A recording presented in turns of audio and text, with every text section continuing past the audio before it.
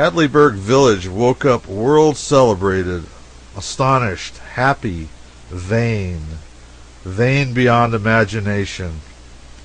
Its 19 principal citizens and their wives went about shaking hands with each other and beaming and smiling and congratulating and saying, "This thing adds a new word to the dictionary. Hadleyburg, synonym for incorruptible, destined to live in dictionaries forever." And the minor and unimportant citizens and their wives went around acting in much the same way. Everybody ran to the bank to see the gold sack, and before noon grieved and envious crowds began to flock in from Brixton and all neighboring towns. And that afternoon, the next day, reporters began to arrive from everywhere to verify the sack and its history, and write the whole thing up anew and make dashing freehand pictures of the sack and of the Richards house and the bank and the Presbyterian church and the Baptist church and the public square and the town hall where the test would be applied and the money delivered, and damnable portraits of the Richardsons and Pinkerton the banker and Cox and the foreman and the Reverend Burgess and the postmaster, and even of Jack Halliday, who was a loafing, good-natured, no-account, irreverent fisherman, hunter, boy's friend, stray dog's friend, and typical Sam Lawson of the town. The little, mean, smirking, oily Pinkerton showed the sack to all comers and rubbed his sleek palms together pleasantly and enlarged upon the town's fine old reputation for honesty, and upon this wonderful endorsement of it, and hoped and believed that the example would now spread far and wide over the American world and be epoch-making in the matter of moral regeneration, and so on and so on. By the end of the week, things had quieted down again. The wild intoxication of pride and joy had sobered to a soft, sweet, silent delight, a sort of deep, nameless, unutterable content. All voices bore a look of peaceful, holy happiness. Then a change came. It was a gradual change, so gradual that its beginnings were hardly noticed, and maybe were not noticed at all except by Jack Halliday, who always noticed everything, and always made fun of it too, no matter what it was. He began to throw out chaffing remarks about people not looking quite so happy as they did a day or two ago. And next he claimed that the new aspect was deepening to positive sadness.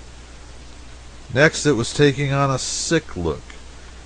And finally he said that everybody was becoming so moody and thoughtful and absent-minded that he could rob the meanest man in town out of a cent from the bottom of his breeches pocket and not disturb his reverie. At this stage, or at about this stage, a saying like this was dropped at bedtime, and a sigh usually by the head of each of the 19 principal households. Ah, what could have been the remark that Goodson made?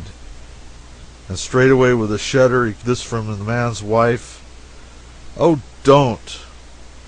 What horrible thing are you mulling in your mind? Put it away for God's sake."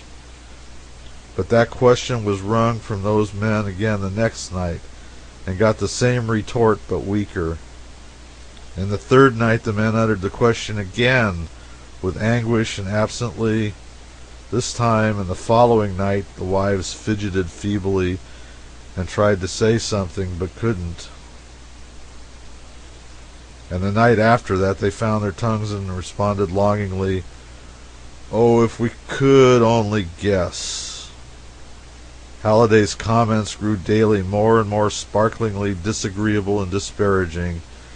He went diligently about, laughing at the town, individually and in mass. But his laugh was the only one left in the village. It fell upon a hollow and mournful vacancy and emptiness. Not even a smile was findable anywhere. Halliday carried a cigar box around on a tripod, playing as if it was a camera, and halted all passers and aimed a thing and said, "Ready? Now look pleasant, please." But not even this capital joke could surprise the dreary faces into any softening. So 3 weeks passed, and 1 week was left. It was Saturday evening after supper. Instead of the aforetime Saturday evening flutter and bustle and shopping and larking, the streets were empty and desolate. Richards and his old wife sat apart in their little parlor, miserable and thinking. This had become their evening habit now, the lifelong habit which had preceded it, of reading, knitting, and contented chat, or receiving or paying neighborly calls, was dead and gone and forgotten ages ago, 2 or 3 weeks ago. Nobody talked now, nobody read, nobody visited. The whole village sat at home, sighing, worrying, silent, trying to guess out that remark. The postman left a letter. Richard glanced listlessly at the superscription and the postmark.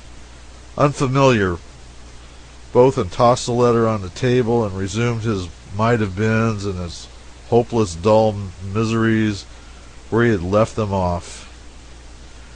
2 or 3 hours later, his wife got wearily up and was going to go to bed without a good night, custom now.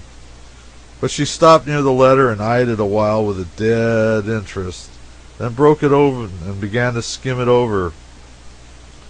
Richard, sitting there in his chair, tilted back against the wall, and his chin between his knees, heard something fall. It was his wife. He sprang to her side, but she cried out, "Leave me alone. I am too happy. Read the letter. Read it." He did. He devoured it, his brain reeling. The letter was sent from a distant state, and it said, "I'm a stranger to you, but no matter. I have something to tell. I have just arrived home from Mexico and learned about that episode. Of course you do not know who made that remark, but I know, and I'm the only person living who does know. It was Goodson. I knew him well many years ago. I passed through your village that very night and was his guest till the midnight train came along.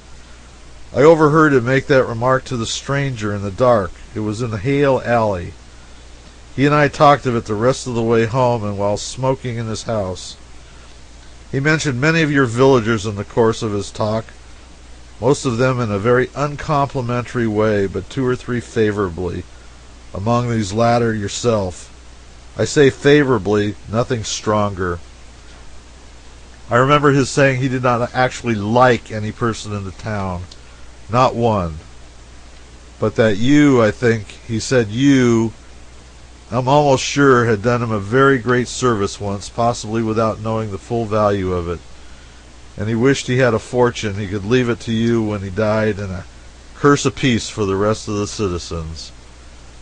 Now then, if it was you that did him that service, you are his legitimate heir and entitled to the sack of gold. I know that I can trust you to your honor and honesty. For in a citizen of Hadleyburg, these virtues are an unfailing inheritance, so I am going to reveal to you the remark, well satisfied that if you are not the right man, you will seek and find the right one, and see that poor Goodson's debt of gratitude for the service referred to is paid. This is the remark. You are far from being a bad man. Go and reform.